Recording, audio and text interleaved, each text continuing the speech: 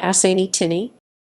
Ousseini Tinni, born 10 December 1954, is a Nigerian politician of the Nigerian Party for Democracy and Socialism. He was president of the National Assembly from 25 March 2016 until 23 March 2021. Career.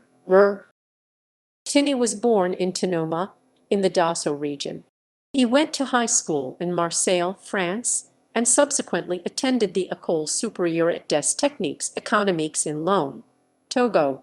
Tinni later worked as a civil servant at several government ministries and departments. In the February 2016 parliamentary election, he was elected to the National Assembly as a candidate of the PNDS. On 25 March 2016, he was elected president of the National Assembly with 109 out of 118 votes in favor.